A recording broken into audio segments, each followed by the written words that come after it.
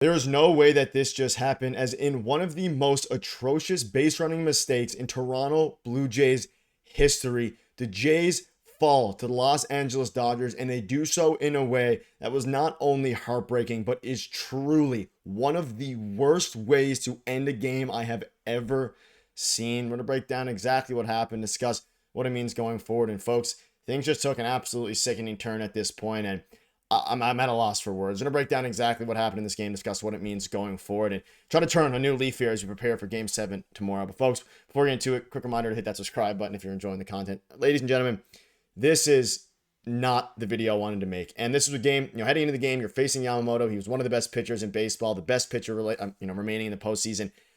And you come out and you struggle. You struggle against Yoshinobu Yamamoto, but you put yourself in a position to win the ball game with a man on second and third with nobody out, folks. Second and third with I'm truly at a loss for words at this point, and it's truly unbelievable. And we're going to go through everything.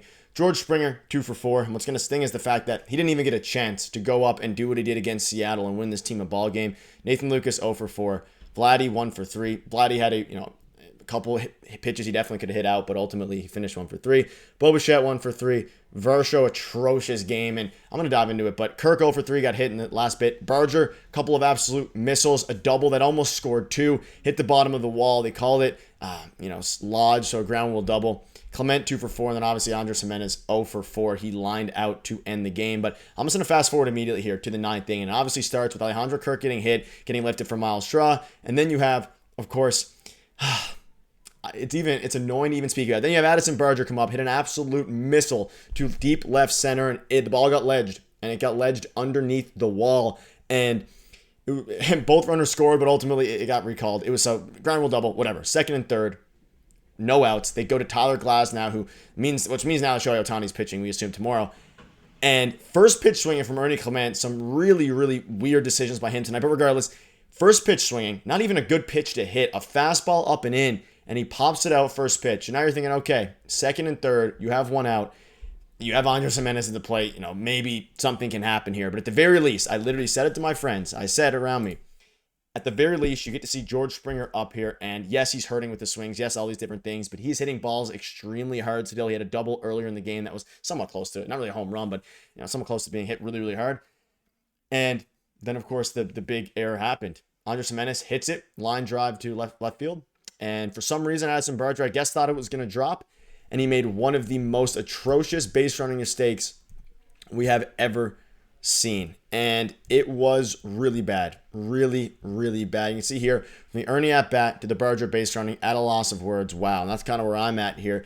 Barger gets doubled off with one of the best postseason performers in MLB history on deck. A guy who is fighting to play right now. A guy who looks very, very good, who hit the only reason the Jays are in this spot right now is because of his home run against the Mariners, and you jump off of second too far, thinking it's going to drop, trying to score 2 to tie the game.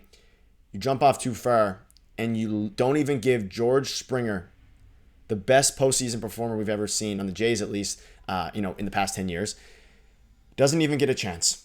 Doesn't get a chance to have the swing. The whole country was ready to erupt. I was ready to erupt, and it gets taken away in almost similar fashion to Vladimir Guerrero Jr. way back. Obviously, way higher stakes now, but in that wild card game against the, way back when, it is absolutely devastating. And I don't want it to go under, mind here how poor some of the at bats were. Now I don't want to be, all sad. I'll get into positives in a minute, but you had a chance. Tonight, the Jays outplayed the Dodgers in my mind for a lot of this game. They were out hitting them. They had 6 hits. They had 3 hits halfway through the game. Yamamoto looked good, but he was hanging a lot of pitches. Dalton Varsho missed I think it was splitter, middle, the easiest pitch to hit. Obviously, I couldn't do it. I'm not an MLB player, but an easy pitch that he should hit, he doesn't. You have so many hangers. They weren't able to capitalize on any of them. And then for it to end that way, there's no worse feeling. Now, I want to give a shout out to Kevin Gausman. He did his job. He gave up 3 runs early and had 8 Ks, 2 walks, whatever. He looked really, really good. And yes, he gave up those 3 runs, but this team should be able to score more than 1 run. And obviously, at this point in time, it is sickening. Louis Varland the whole bullpen did their job. There's no complaints on anybody on the pitching side. You could argue, if 3 runs is not enough to win you a ball game, I mean, it is what it is at this point, but this team had a chance to win the game. They had multiple chances to win the game. And obviously, the one everyone's going to look at is the horrific base running decision by Addison Barger. Now, he's young. Realistically, what happened was he got caught up in the moment. He wanted to make sure he scored to tie the game on a single. The ball wasn't that close to being a single. Like, it was decent contact by Jimenez, who actually had a pretty good game with the bat. I know it says he's hitless, but he crushed 2 balls, one of them with a 680 expected batting average. Not to get into the advanced analytics, but you cannot go there. You know you have George Springer up. Worst case, in theory, if it drops and you're not sent home, it's man on third for George Springer with 1 out. That's a perfectly fine outcome. But instead, not only did they bring in Tyler Glasnow, who at this point in time is probably not going to start tomorrow. He didn't throw very many pitches at all. It was like 3 pitches. So he could go tomorrow if they want him to. Absolutely horrible. Horrible process. Horrible swings. And you can see here from Avery, it's never going to be easy. 1 game for the rest of our lives. Jeff Passan, the 121st World Series will feature a Game 7 between LA, trying to become the first to win back-to-back championships in a quarter century, and a Toronto team trying to capture its first title in 32 years. This is the good stuff, folks. Toronto team, I mean, let me know down below what your thoughts are on all this. Obviously, the positives are, if you want to take the positive side of it, the Jays look like the better team tonight. I'm not too worried necessarily about the Dodgers offense. It has been in a lull since the Red Series, and yes, they've gotten by with great pitching. You should face better up, be better against Shohei Ohtani tomorrow. I have faith in this team, and I don't think they're going to lose Game 7. I have a ton of confidence, a ton of faith, but just for the way that game ended, it was horrible. Now you have to turn the page. Everyone's going to be available out of the bullpen. I assume we're going to see Trey Savage out of the bullpen, Shane Bieber out of the bullpen, all these different guys.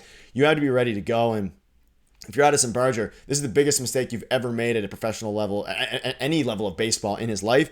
He has to turn the corner, and obviously, I would honestly swap him and Berger. You can see this tweet, laughable how Berger hits lower in the order than this guy talking about Vershaw. I would move Berger up. Yes, it was a monumental mistake, but he's swinging the bat like crazy. You look at his World Series average, 397. He is swinging the bat like crazy. You have to keep him out there. I think that's it's either the World Series average or the postseason average. But regardless, he's swinging the bat like crazy. And at this point, you got to keep him out there ahead of Vershaw. This game could have been over a long time ago. You think back to the 3-1 game, and if they do lose the game tomorrow, which knock on wood, and I hope it doesn't happen, all these little mistakes are going to be what was the difference. You could have won the game 3, multiple innings. You could have easily won this game here, multiple chances. There was multiple chances with man up first and second, runners in scoring position. And then it ended on one of the worst base running mistakes I have ever seen. Is brutal. And again, it's reminiscent of the wild card game with Vladdy. Like, it just can't happen. And the team, this Jays team, the whole reason they're in the spot they are now is because of how clean they played. Great defensively, great on the base paths. And he makes the biggest mistake in franchise history on the bases. So, I don't know. Let me know down below what your thoughts are. We'll have another video for you tomorrow. But at the end of the day, folks, it was never going to be easy. It always seemed like Game 7s were going to, be happening. But you got to just turn the page and move on here to tomorrow. But that is bad. It is about as bad as it gets, to be quite frank. It's absolutely atrocious. So let me know down below what your thoughts are on this. And I'll see you guys in a video tomorrow. But we got to turn the page. We have to turn the page. One more game. And I'm super upset, to be quite frank. But see you later.